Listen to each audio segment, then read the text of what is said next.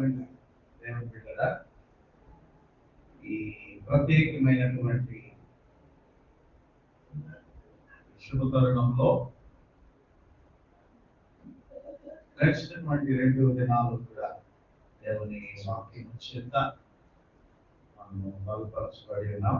ఆధ్యాత్మికంగా ఏ విధముగా ఎటువంటి హృదయంతో ఎటువంటి ప్రవర్తనతో దేవుడు అంగీకరించేటువంటి బలులు ఏమిటో, ఆత్మలు ఏమిటో, మన జీవితాల్లో కలిసినటువంటి నీతి యథార్థతలను బట్టి ఆ దేవుని వాక్యాన్ని మనము విని ఉన్నాం.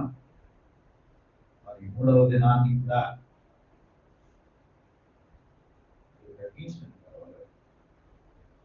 ఈ 3వ దినాన్ని కూడా దేవుని యొక్క వాక్యాన్ని మనము పెట్టడానికి సిద్ధపడి వచ్చాం.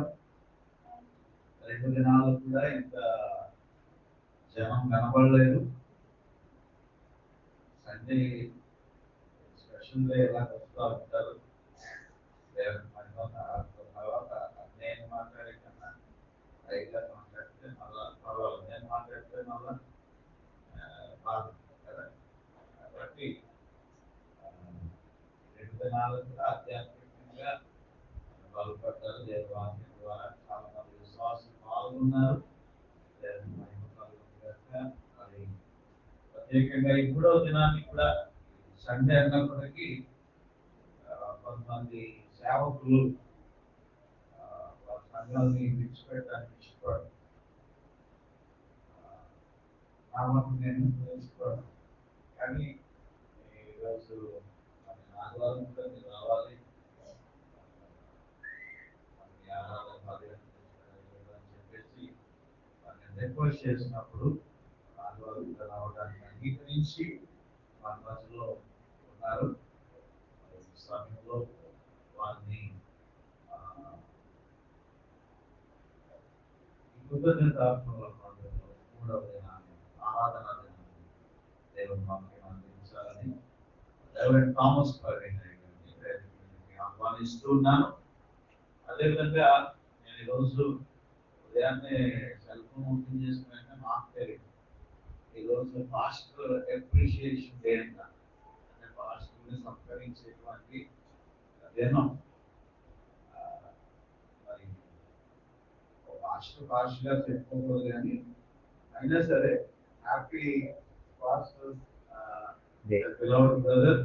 ఇద్దరు దేవుని సేవకులే కాబట్టి వారికి పాస్టర్స్ అప్రిషియేషన్ డే శుభాకాంక్షలు వారికి తెలియజేస్తున్నాను. దేవుని సేవా పరిచర్యే మా మొదటి కర్తవ్యం. అనేకుల గురించి ప్రార్థన చేయడము, అనేకుల రక్షణ కొరకు పాటుపడము, జీవాహారంతో సంఘాన్ని పోషించడము, అది ఒక కుటుంబముగా భావించి ప్రభు మీద ఆధారపడి మరి జీవించేటువంటి వాడు దేవుని యొక్క సేవకుడు. కాబట్టి ఇటువంటి ధన్యదినంలో కూడా దేవుడు మనకి సమయాన్ని అనుకూలింప చేసిన దేవునికి స్తోత్రాలు తెలియజేస్తూ, వారి గారి వందనాలు తెలియజేస్తూ మరి సమయాన్ని అనుకూలిస్తున్నాం.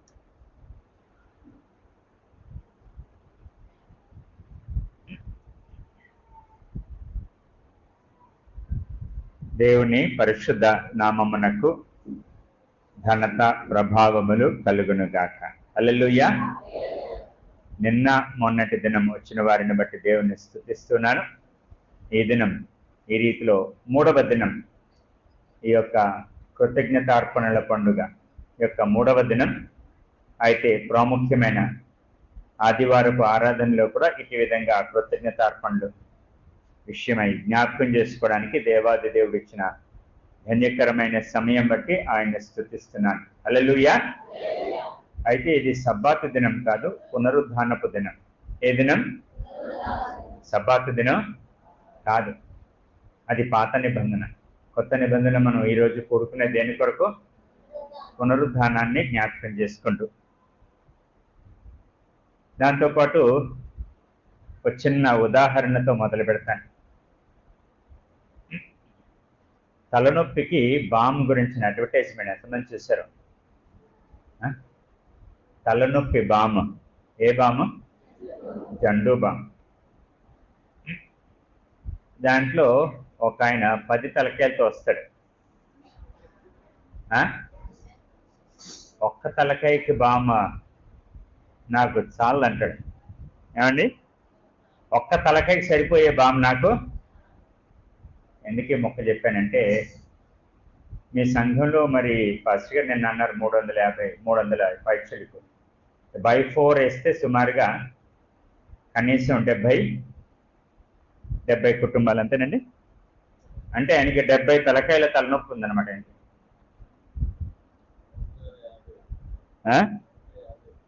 అంటే బై 4 వేసాను, అందుకే యావరేజ్లో లేదు.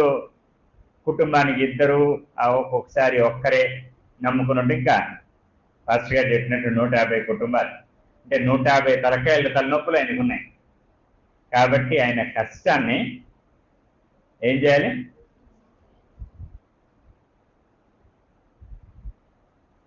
మీరు ఒక్క తలపోటే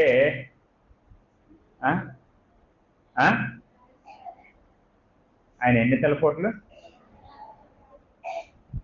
ఏమండి, ఎన్ని? ప్రపంచంలో మీరు తప్పితే కష్టాలు లేనోళ్ళు అని మీరు ఊహించకండి. మీకు లాంటి వాళ్ళు 149 కుటుంబాలు ఇక్కడ ఉన్నాయి. ఆ 150 కుటుంబాల తలపోట్లు ఆయన భరిస్తున్నారు. కాబట్టి అప్పుడప్పుడన్నా అది గుర్తు చేసుకొని కృతజ్ఞత కలిగి ఉండాలి. మొట్టమొదటిగా దేవుని పట్ల కృతజ్ఞత కలిగి ఉండాలి. రెండవదిగా మీ అందరి భారాలు దేవుని సన్నిధిలో మోసే దైవజనుని పట్ల అది నేర్పాలి. ఏమండి, ఏం చేయాలి? నేర్పాలి. అంటే పాస్టర్ గారు అన్నారు కాబట్టి ఒక్క వచనం చూపిస్తాను. కొరింథీ సంఘానికి రాయబడిన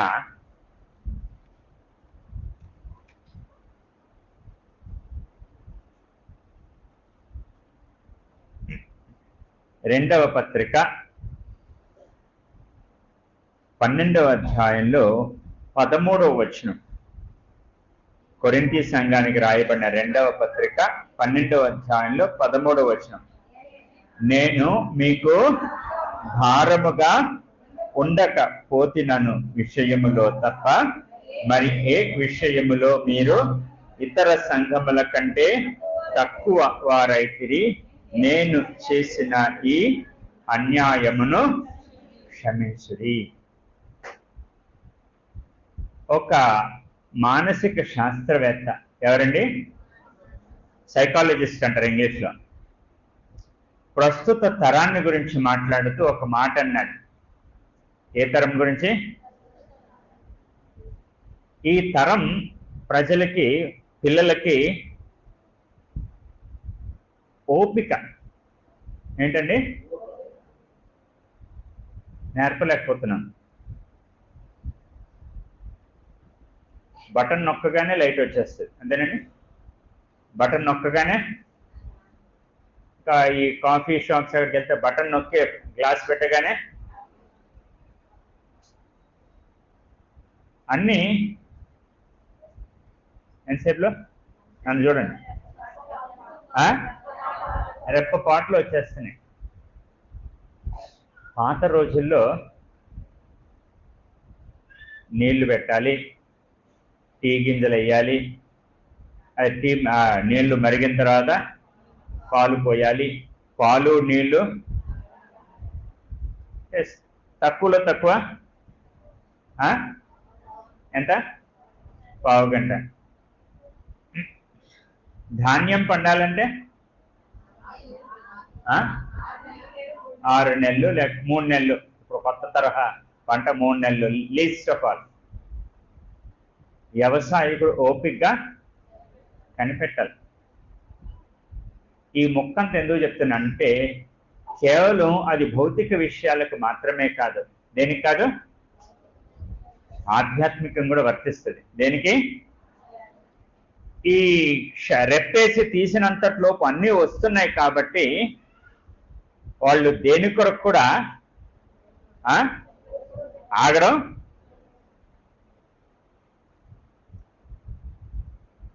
ఐక్యూ అంటారు, ఎంతమంది తెలుసు? ఐక్యూ, ఇంటెలిజెన్స్ కోషన్, పిల్లల యొక్క తెలివితేటలను అంచనా వేసే ఒక కొలత. ఏంటది? పిల్లల యొక్క ఒకే లెక్క 10 మందికి ఇస్తే ఒకడు 10 నిమిషాలు తీసుకుంటాడు, ఒకడు 20 నిమిషాలు తీసుకుంటాడు, ఒక 30 నిమిషాలు తీసుకుంటాడు, ఒకడు 1/2 నిమిషంలో తేల్చిపడేస్తాడు, లెక్క ఇచ్చేస్తాడు, జవాబు ఇచ్చేస్తాడు. వాడు ఎవరికి ఎక్కువ ఉంది? 1/2 నిమిషం. వాడికి ఐక్యూ ఎక్కువ అంటాం. ఎందుకు చెప్తున్నానంటే ఇక్కడ గమనించండి, ఐక్యూతో పాటు ఇంకొకటి ఉంది, ఏక్యూ. చెప్పండి, అందరు చెప్పండి ఒకసారి. Adversity quotient. చెప్పండి ఇంగ్లీష్లో. అంటే ప్రతికూల పరిస్థితిని ఎదుర్కోగలగాలి. ఏంటది? కొంతమంది ఉంటారు, చీమ కుట్టినా రూఫ్లు ఎగిరిపోవాలి, కప్పులు ఎగిరిపోవాలి, కేకలు అలా పెడతారు. కొంతమంది ఒళ్ళు గుళ్ళైనా కూడా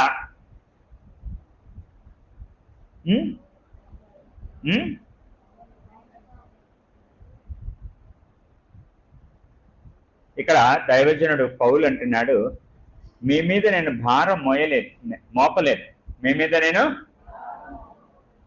అక్కడ చూడండి, 2 ఆఖరిలే, నేను చేసిన ఏంటట.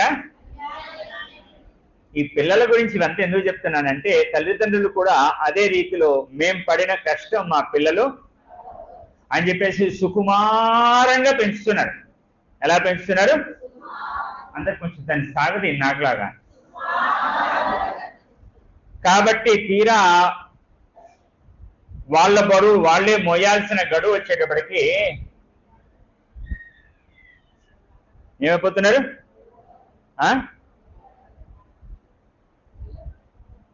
అది పిల్లాడి తప్ప తండ్రి తప్ప? అందుకనే చూడండి ఆ మాట, లాస్ట్ లో ఉన్న మాట, 13వ వచనం మనం చదివిన దాంట్లో లాస్ట్ భాగం చదవండి. నేను చేసిన ఏంటంటే అన్యాయం చేశాడు పౌలు కొరింథీ సంఘానికి. ఏం చేయలేదు? భారం మోపలేదట, భారం మోయటం నేర్పలేదట. ఏం చేయలేదట? భారం మోయటం నేర్పలేదు. మోయటం ఎప్పుడు నేర్చుకుంటారు? భారం ఇస్తేనే. ఫస్ట్ గారు వాళ్ళని నెత్తి మీద పడేయండి. పాస్టర్ గారు మాకు నేర్పకపోతే మీరు అన్యాయం చేసిన వాళ్ళు అవుతారు, మేము తర్వాత మేము భారం మోయాలి అని మీరు అడగండి, దబాయించండి అండి. పాస్టర్ గారు సేవలో మేము కూడా వంతు కావాలి, మేము కూడా వచ్చి మందిరం మరి ఎవరెవరు ఎంతవరకు చేస్తున్నారో. చేయలేని వాళ్ళందరూ ఈ అన్యాయం అయిపోతున్నారు, జాగ్రత్త గుర్తుపెట్టుకోండి. మాకు మా మీద మోయట్లేదు కాబట్టి మేము హ్యాపీగా ఉన్నాం అనుకోకండి. ఏమట్లేదు? మేము హ్యాపీగా ఉన్నాం, మాకే బరువు లేదు, హ్యాపీగా జాలీగా మేము వచ్చి కూర్చుంటున్నాం కుర్చీల మీద పడి అని అనుకోకండి, దయచేసి అని అనుకోకండి. నిన్నటి దినం ఒక మాట చెప్పాం, పుచ్చుకునే విశ్వాసం గొప్పదా? 2వ భాగం నిన్న వచ్చిన వాళ్ళు చెప్పండి. పుచ్చుకునే విశ్వాసం కంటే చాలా మందికి ఏ విశ్వాసం ఉంది? మీది ఏ విశ్వాసమో మీరు పరీక్ష చేసుకోండి. నిన్నటి దినాన్ని జ్ఞాపకం చేస్తున్నాం. మీది పుచ్చుకునే విశ్వాసమా, ఇచ్చే విశ్వాసమా? దేవునికి ఇచ్చే విశ్వాసం మనకు కావాలి, జ్ఞాపకం చేసుకోండి. నేను ఇందాక మాట్లాడుతుంటే పాస్టర్ గారు చెప్పారు 7 పండుగల గురించి లాస్ట్ ఇయర్ నేను కొంత చెప్పడం జరిగింది అని. కాబట్టి దాంట్లో డెప్త్లోకి వెళ్ళను, కానీ కొన్ని దాంట్లో ఒకవేళ మిస్ అయ్యి ఉండొచ్చు అనుకునే కొన్ని ఆలోచనలు మేము ముందు ఉంచుతాను. ఏ ఆలోచనలు? ఇప్పుడు మనం చదువుకున్న లేఖన భాగంలోకి వెళ్దాం. ఆ యొక్క 9వ వచనం చదవండి. మరియు యెహోవా 23:9 నీవు ఇశ్రాయేలీయులతో ఇట్లనుము, నేను మీకు ఇచ్చుచున్న దేశమునకు మీరు వచ్చి దాని పంటను చాలు. సేవకుల సదస్సుల్లో తరచుగా మాట్లాడుతుంటాను. ఏంటండి? సేవకుల సదస్సుల్లో తరచుగా నేను మాట్లాడుతూ ఉంటాను. మాట్లాడుతున్నప్పుడు సువార్త ఎలా ప్రకటిస్తున్నారు అనే అంశం మీద ప్రస్తావిస్తూ ఉంటాను. దేని గురించి?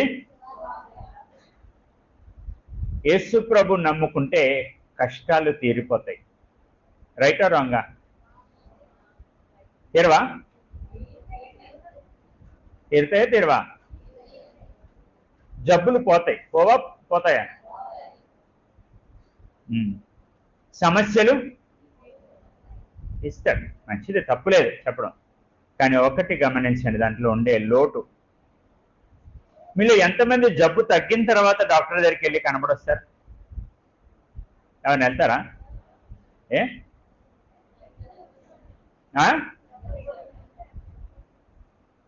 యేసు ప్రభువును వైద్యుడిగా పరిచయం చేశారనుకోండి, జబ్బు తగ్గిన తర్వాత మందిరంలో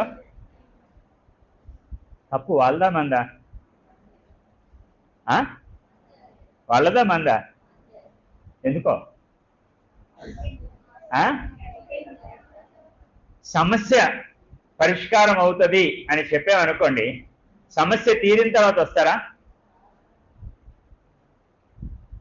అక్కడే ఈ మాట చూడండి, నేను మీకు వాగ్దానం చేసిన దేశంలోకి మీరు అడుగు పెట్టి అక్కడ పంటను కోయున్నప్పుడు. నేను 3 పండుగల కోసం చెప్తానన్నాను, 9 నుంచి 21, 3 పండుగలు అక్కడ.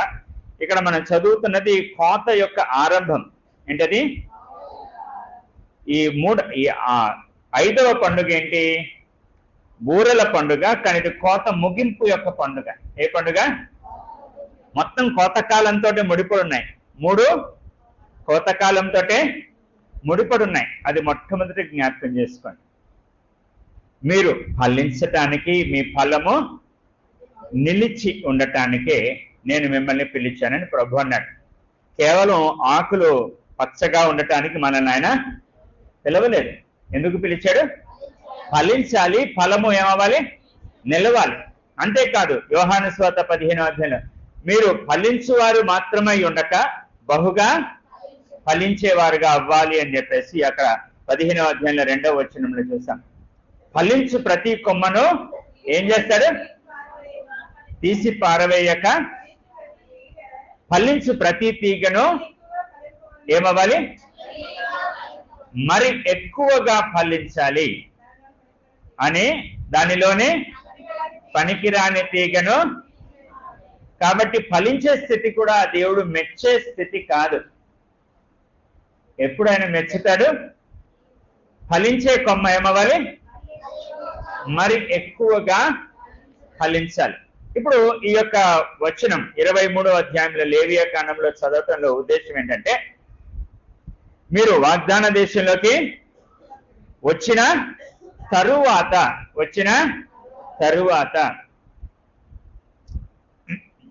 లేవియా కాండంలో 23వ అధ్యాయంలో 7 పండుగలు ఉన్నాయి. ఎన్నున్నాయి? దానికి సమానంగా మత్తయి 13లో ఎక్కడ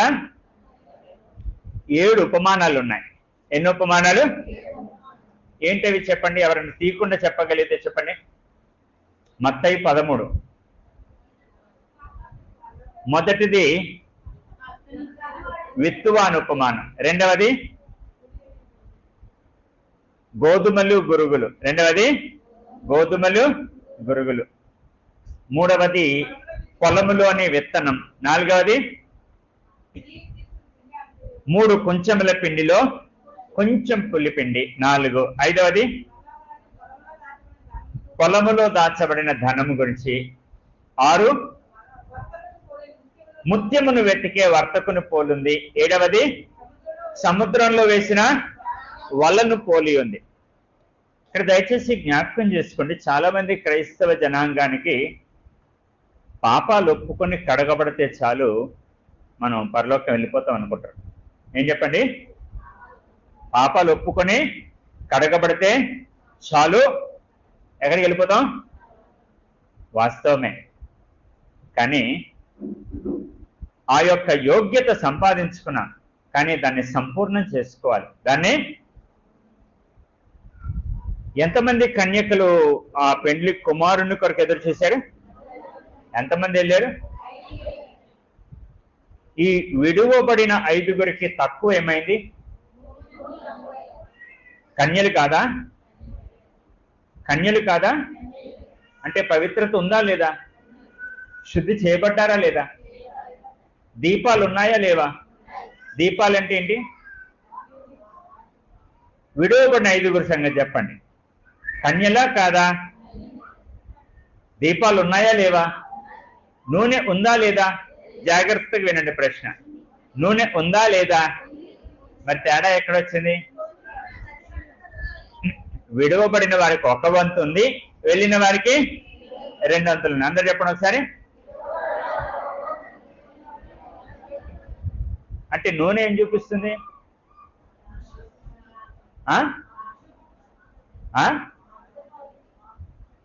ఆత్మకు సూచిస్తుంది, పరిశుద్ధాత్మకు సూచిస్తుంది.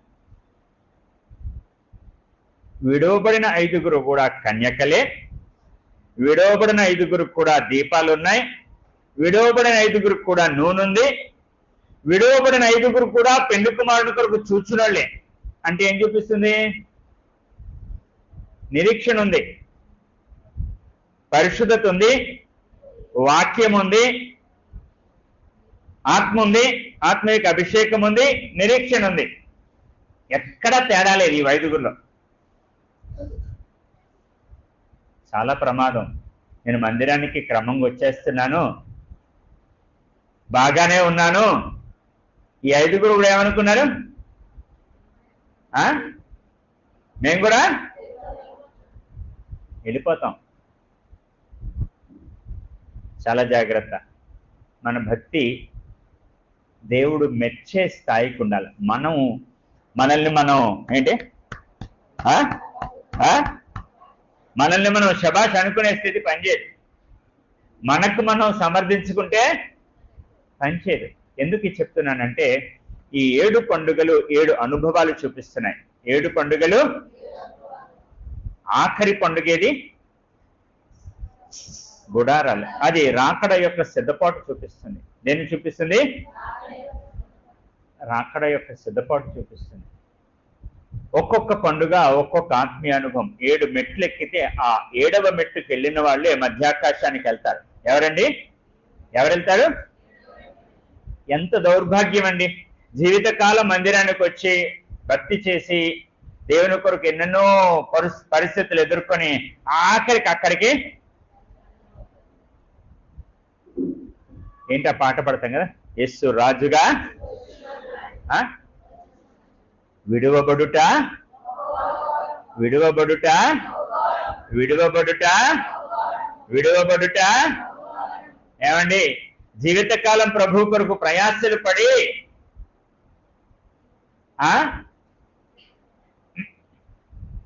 ఇద్దరు అంటే ఇద్దరు సమానమా తక్కువ? ఎక్కడో తేడా వచ్చింది. మన కంటికి కనబడలేని తేడా. ఏమైంది? కంటికి కనబడలేని తేడా. ఇద్దరు పొలంలో ఉన్నారట. పొలం అంటే ఏంటండి? పొలం అంటే ఏంటి? సేవ. ఒక్కొక్కసారి సేవకుల్లో కూడా బయటికి కంటికి కనబడలేని కొదువులు ఉండొచ్చు. ఇద్దరులో ఎంతమంది వెళ్ళారు? చాలా జాగ్రత్త. వాక్యం చదివేటప్పుడు ఏదో వచ్చానా, భక్తి చేశానా, దేవుని సహాయం పొందానా, వెళ్ళిపోయానా. ఈ రోజుల్లో చాలా మందికి అదే. ప్రభు మధ్యాకాశానికి వస్తే విడవబడేది కేవలం అవిశ్వాసులు మాత్రమే అని అనుకుంటే మీకంటే మోసపోయేవాళ్ళు. మా మందిరం అందుకని వచ్చి రాగానే ఈరోజు వాక్యం చెప్పడానికి అని చెప్పి చూశాను ఏమేమి పెట్టారు వాక్యాలు. పౌలు తిమోతికి రాసిన పత్రిక చూడండి.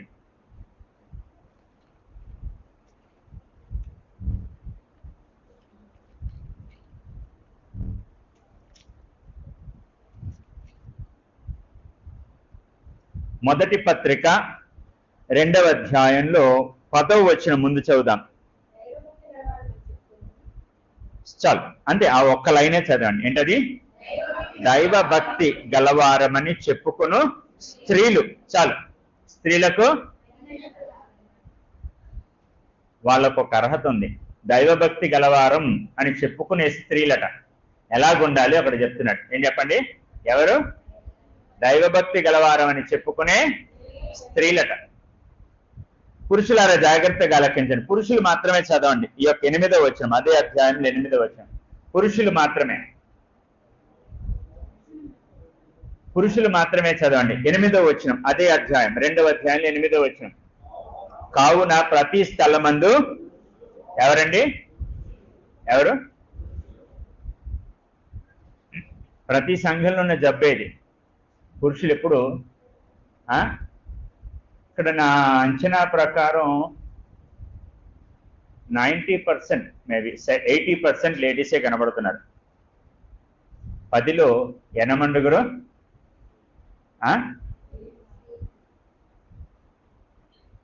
ఏ ఇల్లు అయితే పురుషుడు తన యొక్క గృహ యజమాని పాత్రను విస్మరిస్తాడో ఆ ఇల్లు నిండు దీవెన పొందదు. చెప్పండి. భక్తి కోసమేమో స్త్రీలు, బయట భుక్తి కోసమేమో, అవునా? అలా పంచుకోమన్నాడా దేవుడు? అలా పంచుకోమన్నాడా? ఇప్పుడు ఈ 7 పండుగల్లో ఒక్క 3 పండుగలు ఒంటరిగా చేయాల్సినవి. ఏం చెప్పండి? ఒంటరిగా, లేకపోతే ఇళ్లలో. ఎక్కడ? ఒంటరిగా లేక ఇళ్లలో చేయాలి. ఎవరి భక్తి వాళ్ళదే. పస్కా బలి పశువు ఆలయంలో వధించకూడదు. ఏం చెప్పండి?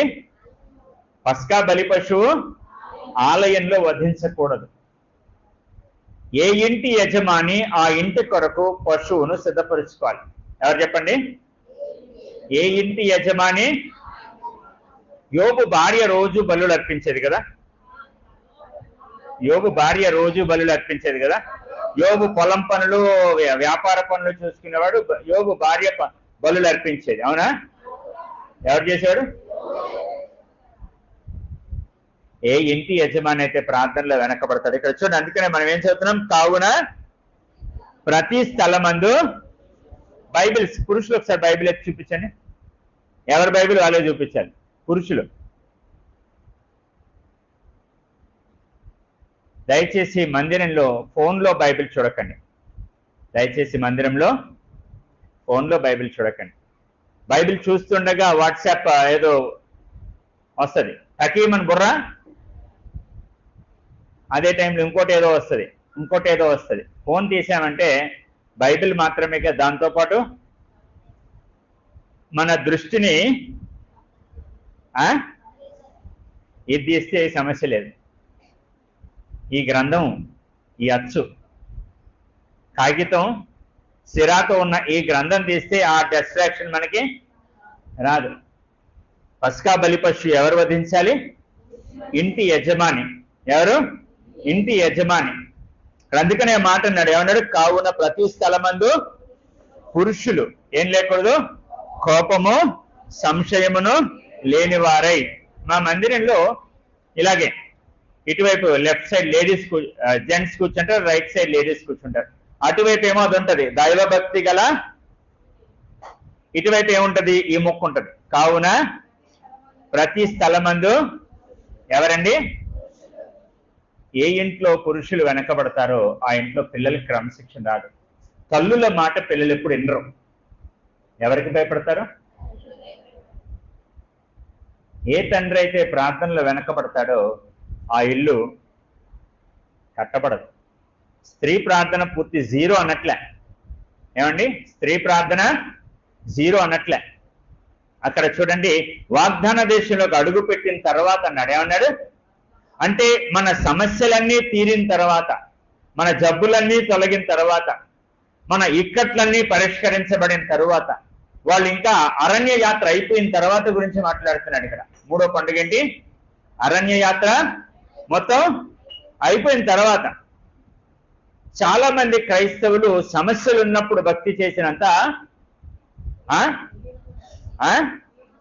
సమస్య తీరిపోయిన తర్వాత కృతజ్ఞత అంటే ఎప్పుడంటే, నిజంగా ఎప్పుడు కనబడుద్ది అంటే సమస్య తీరిపోయిన తర్వాత మనం చేసే భక్తిలో కనబడుద్ది. సమస్య తీరిపోయిన తర్వాత మనం చేసే భక్తిలో కనబడుద్ది. ఆ సమస్య తీరిపోయిన తర్వాత వెనువెంటనే చేసే భక్తి, కాలం గడిచిన తర్వాత చేసే భక్తి. ఏం చెప్పండి? వెనువెంటనే చేసే భక్తి, కాలం గడుస్తున్న కొద్దీ చేసిన భక్తి. మొన్నటి దినం ఒక నెల క్రితం నేను ధ్యానిస్తుంటే చాలా బాధేసింది. రాజుల గ్రంథంలో చూస్తాం. చూడండి ఒకసారి, రాజుల దినవృత్తాంతాల 2వ గ్రంథం. అది ఎక్కడ మా వాక్యం చెప్పినా అది నేను విడిచిపెట్టలేకపోతున్నాను. ఆ వచనం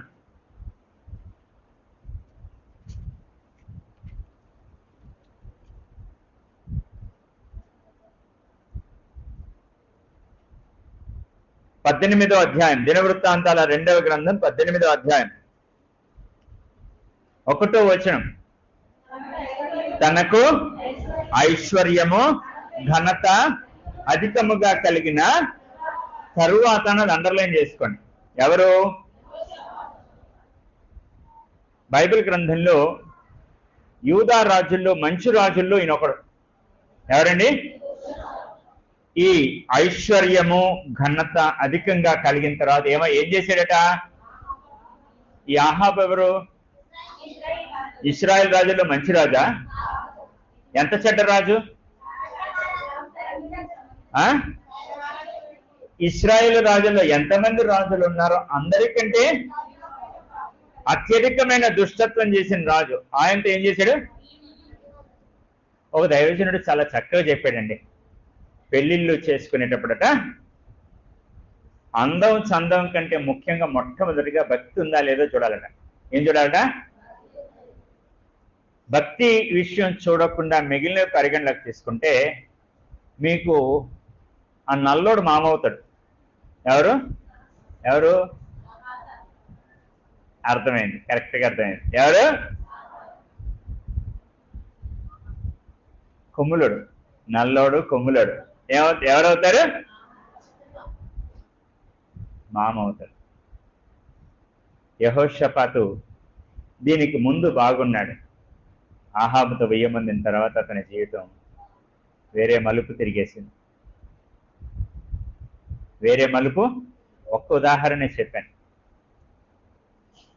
క్షేమం పొందిన తరువాత, సౌఖ్యం పొందిన తరువాత, ఆరోగ్యం పొందిన తరువాత, కష్టాలన్నీ తీరిపోయిన తరువాత అక్కడ ప్రభు అంటున్నాడు, ఆ యొక్క కొన్ని చెప్తాను, ఇంకొన్ని మాటలు అక్కడ జ్ఞాపకం చేస్తాను. 7 పండుగల్లో 7వ పండుగ వరకు వెళ్తేనే మధ్యాకాశానికి వెళ్తాం. ఏంటది? 7వ పండుగ వరకు వెళ్తేనే మధ్యాకాశానికి వెళ్తాం. దాంతోపాటు 3 పండుగలు వ్యక్తిగతంగా చేయాలి, మిగిలిన 4 పండుగలు సమాజంగా కూడాలి. దేవుడు తన సంఘాన్ని కట్టుకుంటున్న రాజ్యాన్ని ఎవరికి వారే యమునా తీరే కాదు. నిన్నటి దినం జ్ఞాపకం చేసుకున్న 34వ కీర్తన 3వ వచనం అందరు మీరే చదవండి. బైబిల్ తీయకుండా చెప్పండి ఇప్పుడు ఒకసారి. చెప్పండి.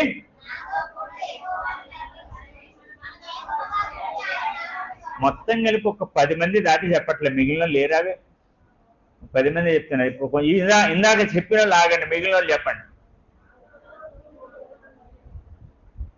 కొంచెం తీసి చదవండి అట్లీస్ట్ మిగిలిన వాళ్ళు అందరూ కలిసి. 34వ కీర్తన 3వ వచనం బైబిల్ తీయాలి. నాతో కూడి మనము ఆ 4 సమాజంగా చెయ్యాలి. ఏం చేయాలి? సమాజంగా చెయ్యాలి. 3వ విశిష్టత దాంట్లో దయచేసి చూడండి. ఏంటండి 3వ విశిష్టత? కొన్ని ఒక్కరోజే చేసేవి. ఏం చెప్పండి? కొన్ని ఒక్కరోజే చేసేవి. కొన్ని ఎన్ని రోజులు? 7 రోజులు చేయాల్సినవి. పస్కా ఒక్క సాయంకాలం అయిపోద్ది, సాయంకాలంతో తేలిపోద్ది. దాని తర్వాత పండుగ ఎన్ని రోజులు? 3వది ప్రథమ ఫలముల పండుగ, దాని తర్వాతే వారముల పండుగ, దాని తర్వాతే బూరెల పండుగ. ఒక్కొక్కటి కొన్ని 7 రోజులు చేయాల్సినవి. దీంట్లో ఒకటి చెప్తాను. ఒక్కరోజు అన్నది ఒక క్షణిక అనుభవం. ఏం చెప్పండి? క్షణిక అనుభవం. మారు మనస్సు అన్నది ఒకానొక ప్రత్యేక సందర్భంలో నేను పాపిని అని గుర్తించుకున్న గడియ. అంతేనా? ఆ గడియలో దేవా పాపిని అంటాం. అక్కడితో పాత జీవితానికి సమాప్తం అంటాము, కొత్త జీవితం ఆరంభం అంటాం. 2వ పండుగ ఏంటి? 7 రోజులు చేయాలి. ఎన్ని రోజులు? అది ఒక ప్రక్రియ. ఏంటది? ప్రతిరోజు ఇంట్లో ఏదైనా పులిసింది ఉందా లేదా? ఇంటిలో వంటలో ఉండకూడదు? చెప్పండి. ఇంటిలో ఉండకూడదు, వంటలో ఉండకూడదు. ఇంటిలో ఉన్న వంటలో ఉన్న శపితం. ఏంటది? అంటే పాతదంటూ మన జీవితంలో ప్రతిరోజు ప్రతి పూట తవ్వుకుంటూ వెతుక్కుంటూ దాన్ని ఏరి పారేయాలి. ఏం చేయాలి? గమనించండి, వాక్యము వినిన వారు మాత్రం ఆయన శిష్యులు ఎవరు? యోహాను సువార్త 8వ అధ్యాయం చూడండి.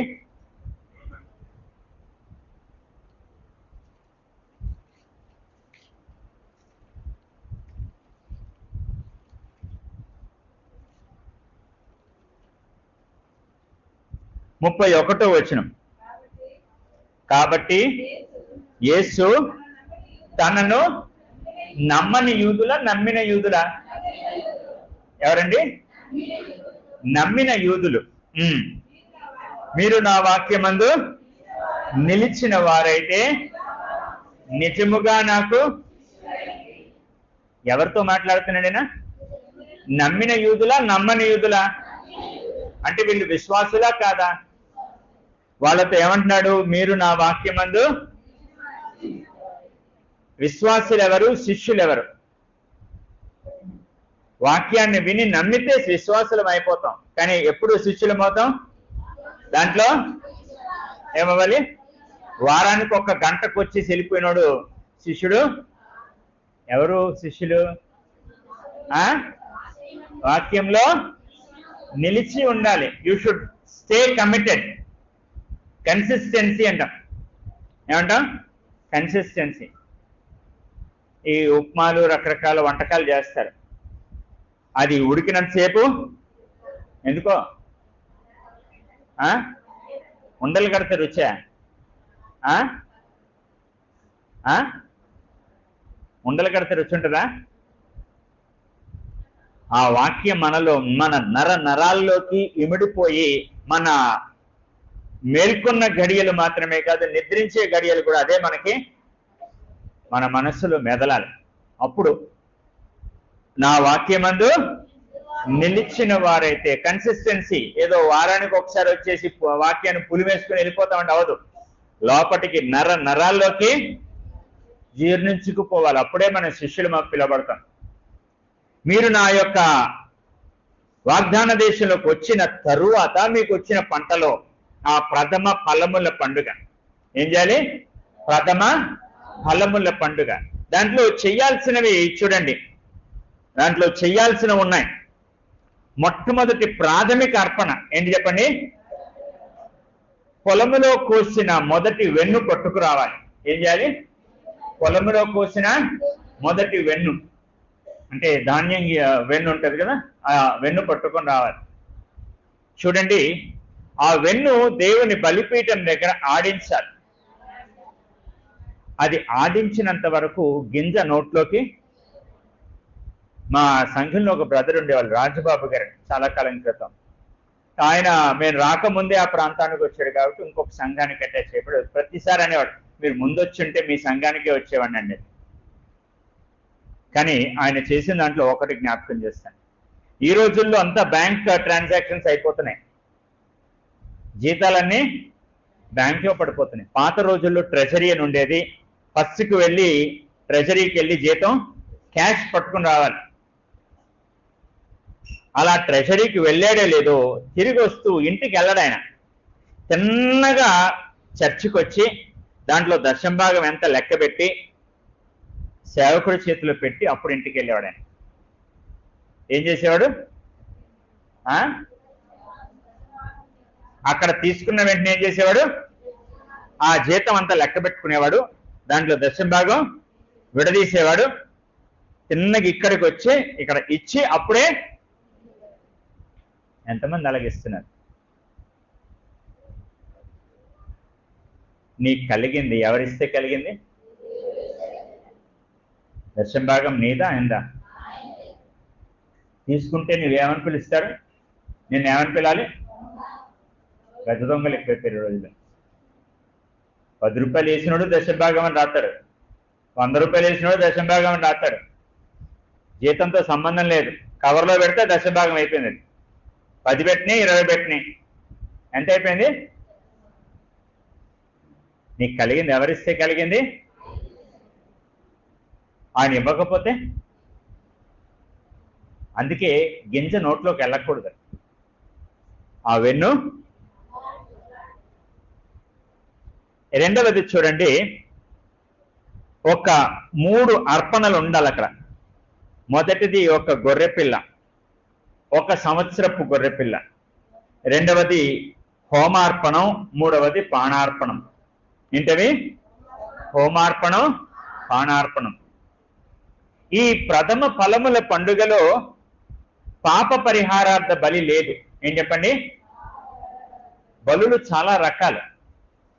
ఒకటి పాప పరిహారార్థ బలి, చెప్పండి. సమాధానార్థ బలి, హోమార్పణం, పానార్పణం, స్వేచ్ఛార్పణం. ఎన్ని చెప్పండి? మీరు చెప్పండి.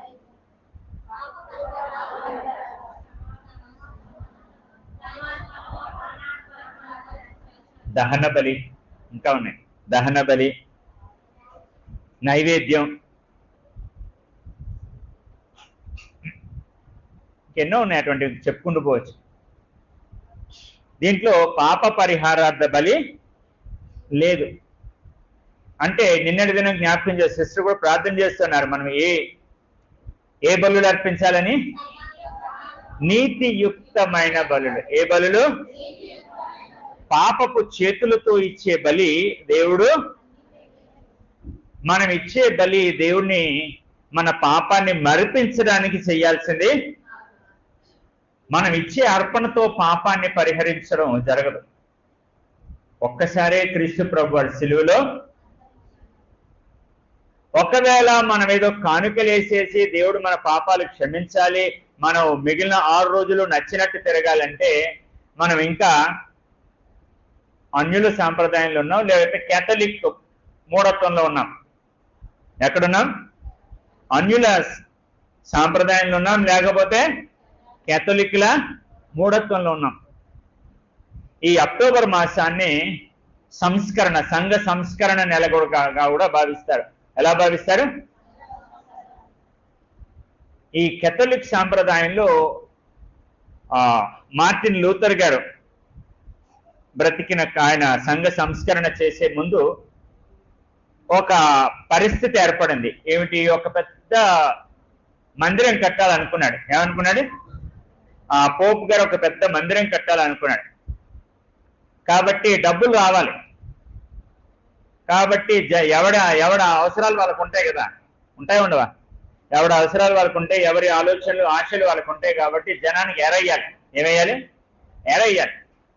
అందుకని అతను ఏం చేశాడంటే ప్రాయశ్చిత్త పత్రాలు, ఏం చెప్పండి అంటే ఉజ్జాయింపుగా చెప్తున్నా, 100 రూపాయలు ఇస్తే ఒక పూట పాపాలు క్షమించబడతాయి. ఏం చెప్పండి? 100 రూపాయలు ఇస్తే ఏంటది? ఒక పూట పాపాలు క్షమించబడతాయి. 1000 రూపాయలు ఇస్తే ఒక వారం రోజులు పాపాలు క్షమించబడతాయి. ఒక 10,000 ఇస్తే ఒక 10,000 ఇస్తే ఒక నెల, 1 లక్ష ఇస్తే సంవత్సరం, 25 లక్షలు ఇస్తే జీవితకాలం. ధనవంతులు ఏం చేశారు? 25 లక్షలు దాంట్లో పడేసేవాళ్ళు. దాని తర్వాత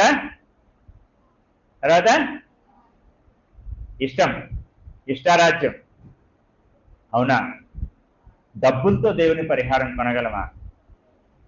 అందుకే నీతియుక్తమైన బలులు. ఏ బలులు? 51వ కీర్తనలో 19వ వచనం. ఏ బలులు? ఈ ప్రథమ ఫలముల పండుగ శుద్ధి అవ్వక ముందు ఇచ్చేది కాదు. ఏంటండి?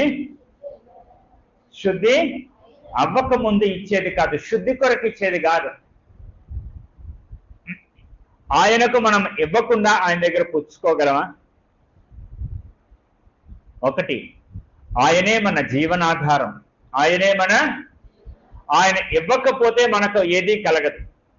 అది మొట్టమొదటి గుర్తుపెట్టుకోవాలి. ఆయన ఇవ్వకపోతే మనకేమీ కలగదు.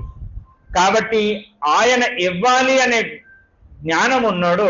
ఆయన తెచ్చిన అర్పణను ఆయనకి ఇచ్చి చెప్తాడు, అయ్యా నువ్వు ఇస్తేనేది కలిగిందని. ఆ విశ్వాసం మనం ప్రకటన చేస్తాం.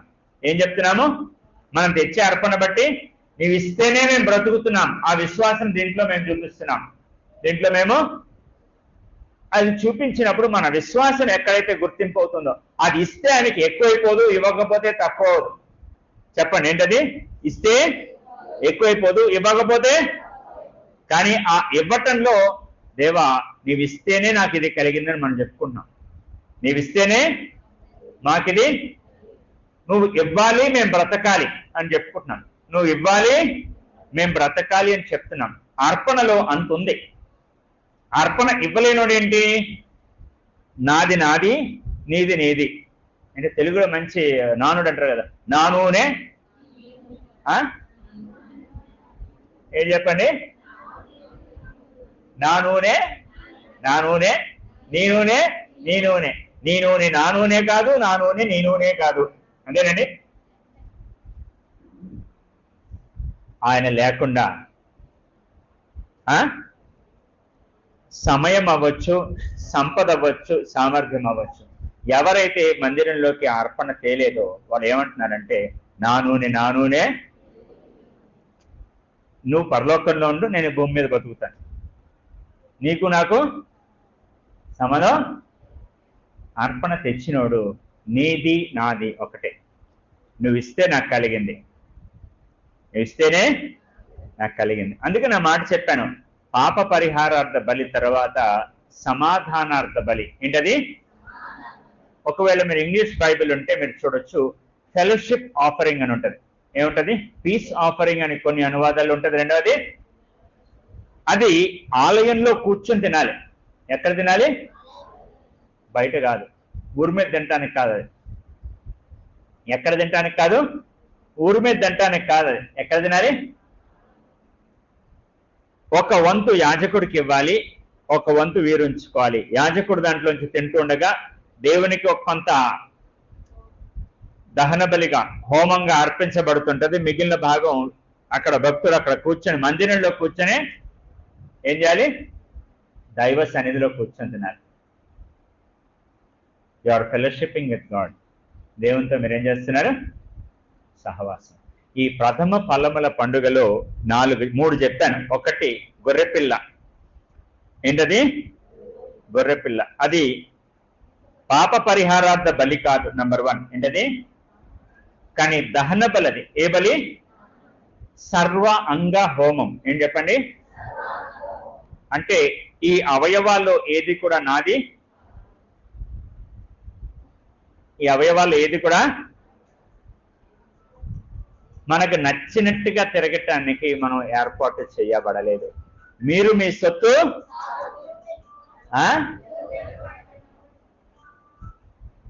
కొంతమంది దైవజనుడు ఈ మాట చెప్తారు, దినంలో మొదటి గంట, మిగిలిన 23 గంటలు నచ్చినట్టు తిరుగు. అవునా?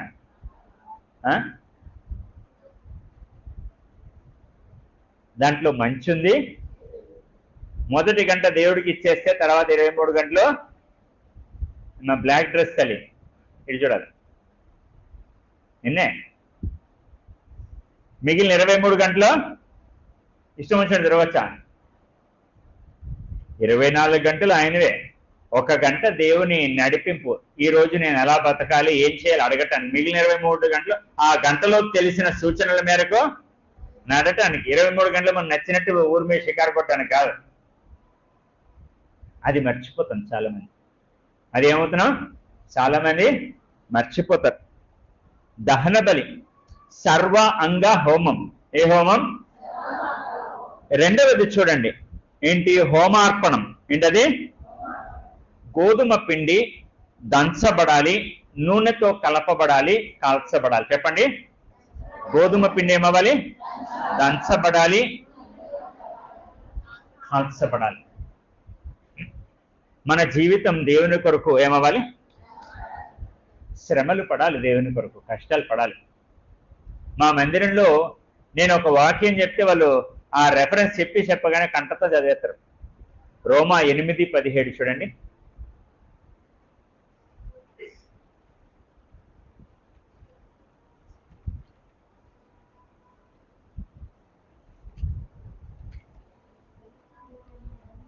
మనము పిల్లలమైతే వారసులము, అనగా దేవుని వారసులం. చాలు, అంతవరకు చదివితే చాలా బాగుంది. కానీ నెక్స్ట్ పార్ట్ చదవండి. క్రీస్తుతో కూడా మహిమ పొందుటకు ఆయనతో ఏమవ్వాలి? ఎడల అంటే ఏంటి? ఎడల అంటే ఏంటి? ఇఫ్, ఇంగ్లీష్లో ఐఎఫ్. ఇఫ్, ఎడల అంటే ఒక షరతు చూపిస్తుంది. ఎడల అంటే ఆయన మహిమ మనకు రావాలి అంటే ఏం చేయాలి?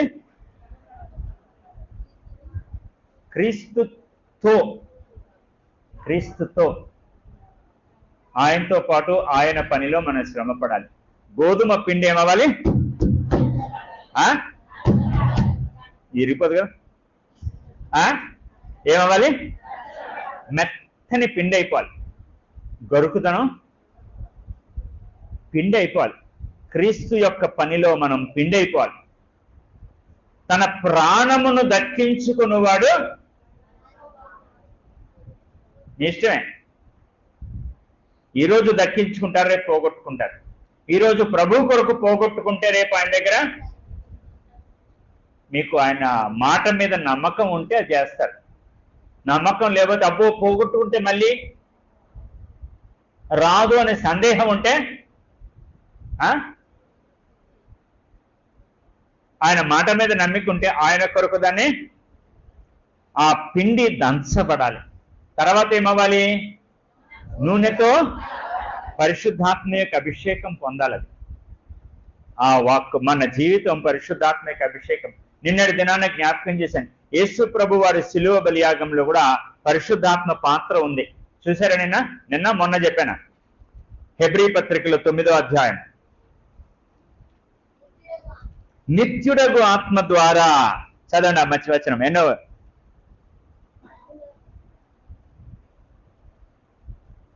14వ వచనం. 9:14. హెబ్రీ 9:14. నిత్యుడగు యేసు ప్రభు వారు కూడా తనను తాను తండ్రికి అప్పగించుకున్నది ఏ ఆత్మ ద్వారా? పరిశుద్ధాత్మ. తండ్రి, కుమార, పరిశుద్ధాత్మ ముగ్గురు ఏక దేవుడై ఉన్నారు. ముగ్గురు మన అర్పణ, దేవునికి చేసే అర్పణ మన స్వీయ శక్తితో, చెప్పనమాట, స్వశక్తితో చేసిందైతే దేవుడు మెచ్చడు. పరిశుద్ధాత్మ అభిషేకంలో అది చెయ్యాలి. ఎవరిలో చేయాలి? ఆయన అభిషేకానికి వేరుగా చేయబడిన అర్పణ దేవుడు మెచ్చడు.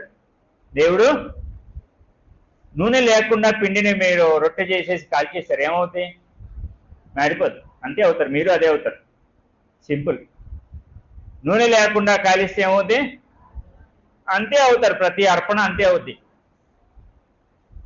మాడిపోవాలనుకుంటున్నారా? రుచిగల రొట్టె కావాలనుకుంటున్నారా? అంటే ఏం కలవాలి? నూనె కలవాలి. నూనె కలిసిన తర్వాత ఏమవ్వాలి? కాల్చబడాలి. అగ్ని వంటి శ్రమలు శోధించబడిన మీదట నేనేమయ్యానన్నాడు యోబు. ఆ రొట్టెకి రుచి ఎప్పుడు వస్తుంది? నూనె కలిసిన తర్వాత ఏమవ్వాలి? లేకపోతే పచ్చి రొట్టె, పచ్చిపిండి తెలితే ఇది రాదు, నెక్స్ట్ డే తీసుకొని కూర్చోవాలి. ఏమి రాదు? ఇది రాదు, రేపు లోనే స్టక్ అయి ఉంటుంది, అరగదు. దేవుడికి అజీర్తి తెద్దామా? మనల్ని తిని ఆయన బలం తెచ్చుకోవాలా? మనం ఇంకొకరికి పెట్టబడాలి కదా రొట్టెగా. దేవుని పక్షాన మనం రొట్టెగా ఇంకొకరికి ఆహారం అవ్వాలి. ఇంకొకరిని దేవునిలో ఏం చేయాలి? బలపరచాలి. మనం కాల్చబడకుండా మనం రొట్టెగా వెళ్ళిపోయామనుకోండి, ఏమవుతాం? ఇతరులకి అజీర్తి తెచ్చిన వాళ్ళు అవుతాం. చాలా పర్యాయాలు వాక్యాలు చెప్తారు కొంతమంది దైవజనులు. మనం నాకు అందుకే నాకు చదువుకున్నాం. చూడండి, 50వ కీర్తనలో ఆ మాట చదువుకున్నాం. చూడండి ఒకసారి, మనం చదువుకున్న లేఖన భాగంలోనే ఆ మాట ఉంటుంది. ఒక్క నిమిషం. 16వ వచనంలో రెండవ లైన్. నా కట్టడలు వివరించుటకు నా నిబంధన. ఎవరితో ఈ మాట చెప్తున్నాడు? మొదటి లైన్ చూడండి. కానీ వీడు ఏం చేస్తున్నాడు? దేవుని కట్టడలు వివరిస్తున్నాడు, ఆయన నిబంధన నోట్లో నానుతుంది. కానీ జీవితం మాత్రం ఏముంది?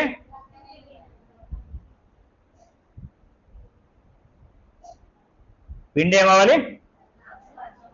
ముందు తర్వాత ఏమవ్వాలి? ఆ అర్పణ, ప్రథమ ఫలముల పండుగలో మనం చేయాల్సిన అర్పణ. మూడవది పానీయార్పణం. మన జీవితం దేవుని యొక్క సన్నిధిలో ఒలకబడాలి. ఏమవ్వాలి? ఒలికించబడాలి. తన ప్రాణమును దక్కించుకునేవాడు దానిని ఈ ప్రథమ ఫలముల పండుగ యొక్క విషయం జ్ఞాపకం చేసుకుంటుండగా ఇక్కడికి వచ్చేటప్పటికి శుద్ధి అయిపోయిన జీవితం ఉండాలి. ఏముండాలి? శుద్ధి కాని జీవితం దేవుడు మెచ్చడు. ఏంటది? నిన్న మొన్న అందుకే ఆ యొక్క 2 ప్రారంభ ప్రసంగాల్లాగా చెప్పాను. నిన్నటి దినం ఏ అధ్యాయం జ్ఞాపకం చేసుకున్నాం? ఎన్ని అప్పుళ్ళు ఉన్నాయి? 5 అప్పుళ్ళు ఉన్నాయి. ఎన్నో వచ్చిన ఫస్ట్? 8, 13, 14, 19లో 2. ఆధ్యాత్మిక సమర్పణ జీవితం 5 మెట్లు. ఏంటి? ఆధ్యాత్మిక సమర్పణ జీవితంలో 5 మెట్లు. దానికి సిద్ధపాటు పునాదులు 1 నుంచి 7 ఏమో మొదటి మెట్టుకే. 1 నుంచి 7 వచనాలు మొదటి మెట్టుకే. దేవుని యందు ఆనందించాలంటే ముందు హృదయం. కొన్నిసార్లు కొంతమంది ఇళ్లకి మేము సేవకులుగా వెళ్తే కొంతమంది చాలా జాగ్రత్తలు పడతారు. ఏం పెడతారు? ఒక ఇంటికి వెళ్ళాను ఒకసారి, ఇంత మంచి తీయటి మిఠాయి పెట్టారు. ఏం పెట్టారు? మిఠాయి తిన్న తర్వాత టీ తెచ్చారు. టీ తెచ్చి తేగానే అప్పుడు సడన్ గా గుర్తొచ్చింది ఆవిడకి, టీ అక్కడ పెట్టి ఫస్ట్ అప్పుడే తాకనండి. ఏమనింది? అప్పుడే అని చెప్పి లోనికి వెళ్ళి ఒక పచ్చడి సీసా పట్టుకొచ్చింది. ఏం పట్టుకొచ్చింది? చిన్నది తీసుకున్నట్టు నాలుగుకి నాకండి సార్ అంది. ఏమనింది? చిన్నది తీసుకొని, నాకు అర్థం కాదు ఏం చేయదు, ఎందుకో చెప్పింది, తీసి నాకే టీ తాగుతున్నాను. అప్పుడు చెప్పింది, సార్ ముందేం తిన్నారు? అది తిన్న వెంటనే మీరు టీ తాగితే ఏమవుతుంది? అందుకే ఈ చిన్నది తీసుకొచ్చింది. ఎందుకు చెప్పాను తెలుసా? చాలా పర్యాయాలు లోక జీవితం అనే కాకరకాయ తినేసి వెంటనే మిఠాయి తిందాం అనుకోండి, ఏమవుతుంది? తప్పు మిఠాయిదా?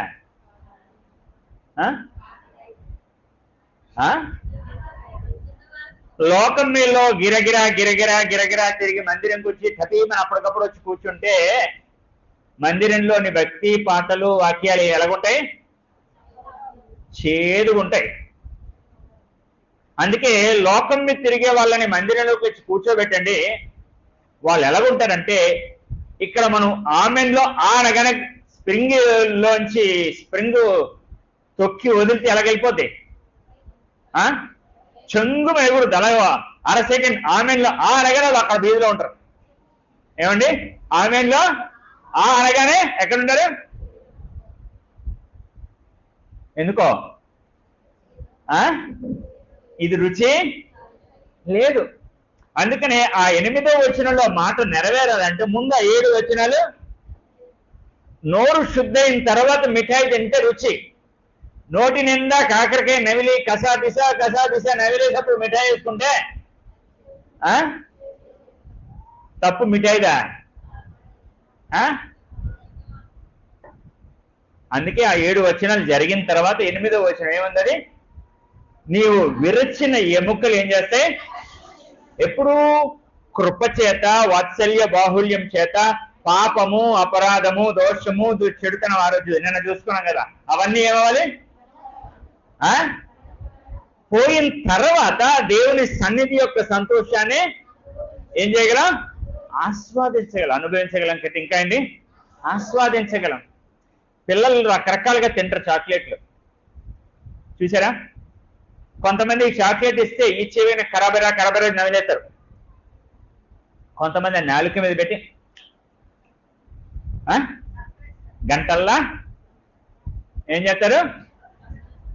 ఆ మాధుర్యాన్ని, దేవుని సన్నిధి యొక్క మాధుర్యం ఆస్వాదించాలంటే ఇదేమవ్వాలి? శుద్ధి చేయబడకుండా లోనికి మింగేవనుకో చేదు బిళ్ళ. అందుకే అప్పుడప్పుడు వచ్చే వాళ్ళకి చెప్తున్నాను, అప్పుడప్పుడు వస్తే మీకు ఎప్పుడు దేవుని రుచి. శుద్ధి అయిన తర్వాత దేవుని మందిరంలో కూర్చోండి, వాక్యం చేత మీ హృదయాన్ని శుద్ధి చేసుకోండి, తర్వాత మందిరంలో కూర్చోండి. అప్పుడు నిజంగా దేవుని యొక్క వాక్యాన్ని, దేవుని సన్నిధిని ఆస్వాదించగలరు. ఇచ్చి చూడు అన్నాడు ప్రభు. ఏమన్నాడు? ఇచ్చి నన్ను పరీక్షించు అన్నాడు. తెలుగు అనువాదంలో శోధించు అన్నది, కానీ పరీక్షించు అనాలి వాస్తవానికి. దేవుని వాక్యం యొక్క సత్యమును పరీక్షించు అన్నారు. ఇక్కడ 3వ పండుగలు ఏం చేస్తున్నారు వాళ్ళు? దహన బలి ఒకటి ఉంది, హోమ బలి ఉంది, తర్వాత పానార్పణం. అంటే దీంట్లో ఊరికే బలులు ఎన్ని రకాలని చెప్పి దీంట్లో మాత్రం 3 ఉన్నాయి. దహన బలి ఉంది, హోమార్పణం, పానార్పణం 3. తర్వాత ఏంటి? వారముల పండుగ. ఏ పండుగ? వారముల పండుగ. ఇక్కడ మళ్ళీ పాప పరిహారార్థ బలి వచ్చింది. ఏమొచ్చింది? కొన్ని చెప్పారు కాబట్టి కొన్ని చెప్పట్లేదు. దావీదు యొక్క జీవితం నిన్నటి దినం జ్ఞాపకం చేసుకున్నాం. 1 నుంచి 3 వచనాల్లో క్రియా దోషం. ఏ దోషం?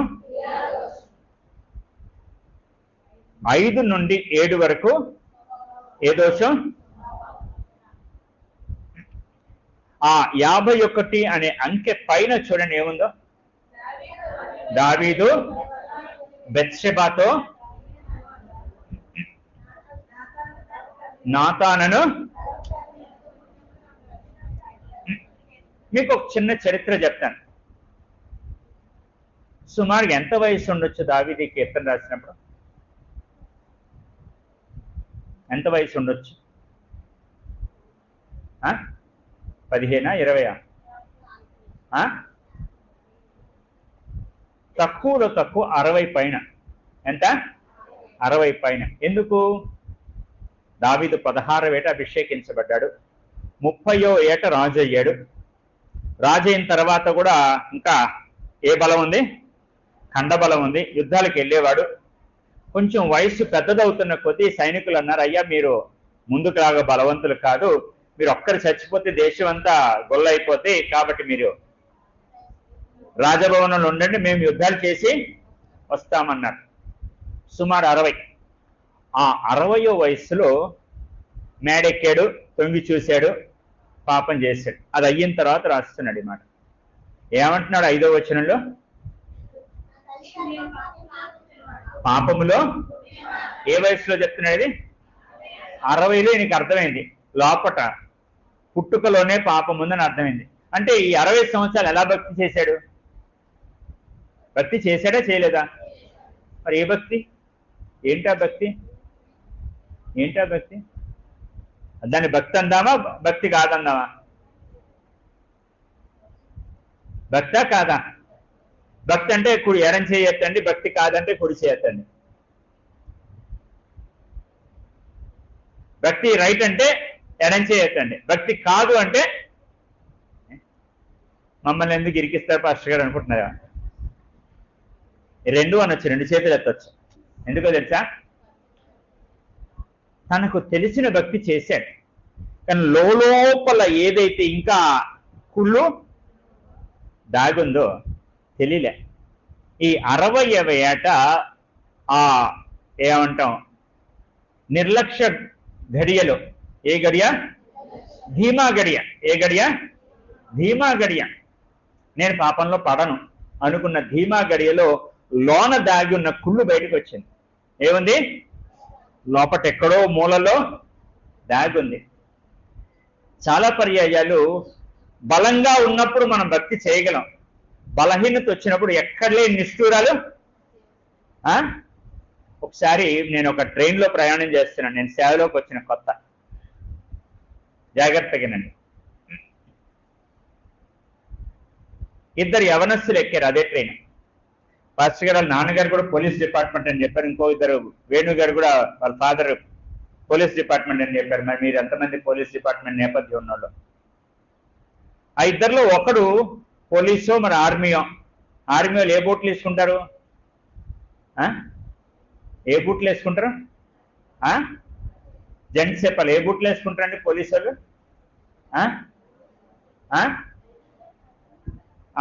నల్ల బూట్లు. ఆ బూట్ల కిందే ఉంటది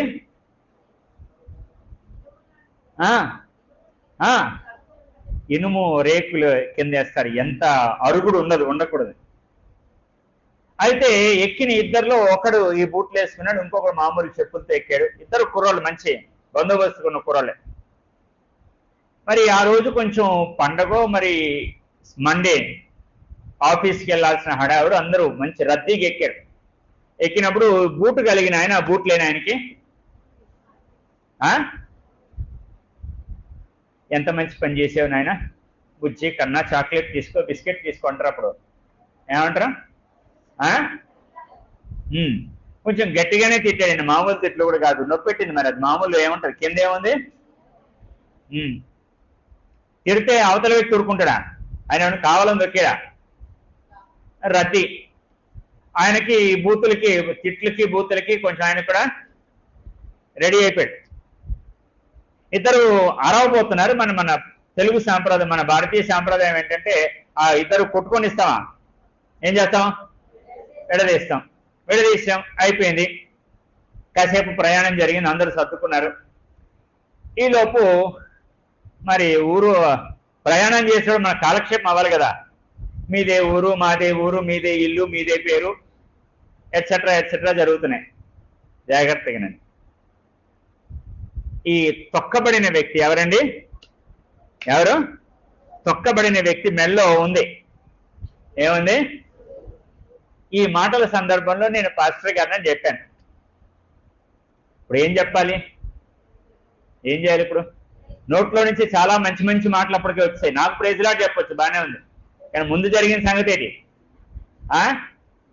ముందు చాలా మంచి మంచి పదాలు, పొగడ్తలు, కవితలు చెప్పేశాడు. ఇప్పుడు ఏం చేయాలి? దాన్ని ఏం చేయాలి? పాస్టర్ గారు గట్టిగా తొక్కాడు సార్, ఇంకా తట్టుకోలేకపోయాను సార్. ఏంటట? గట్టిగా తొక్కాడు సార్, ఏం చేయలేకపోయాను? తొక్కినప్పుడు నీ గుండెకాయలో ఎంత సంస్కృతం ఉందో, రానంత, తొక్కబడనంత వరకు దేవదూతే. ఎవరండి? తొక్కబడనంత వరకు ఎవరండి? దేవదూతే. తొక్కబడిన తరువాత ఏంటది? తొక్కబడిన తరువాత అప్పుడు బయటకు వస్తుంది. కొన్నిసార్లు మనకు ఒత్తిడి వస్తే ఏం తెలుస్తుంది? లోపటున్న సరుకు ఏదో బయటకు వస్తుంది. ఏమొస్తుంది? లోపటున్న సరుకు బయటకు వస్తుంది.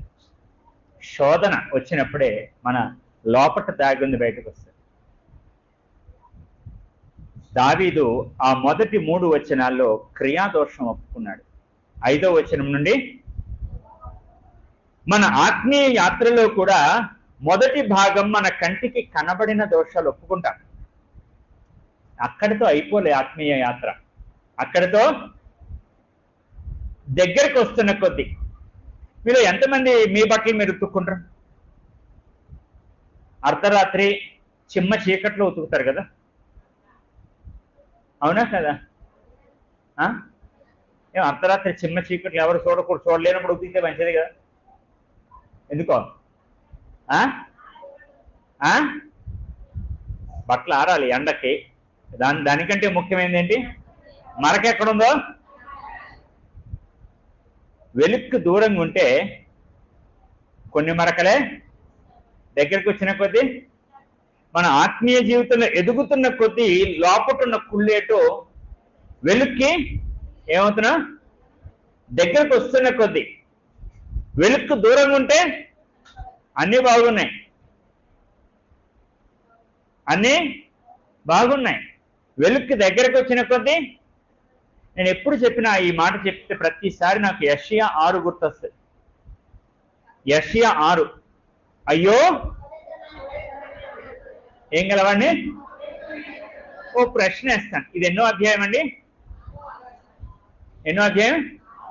6వ అధ్యాయం. మరి 5 అధ్యాయాలు ఎలా రాశాడు? అపవిత్రమైన పెదవులతో రాశాడా?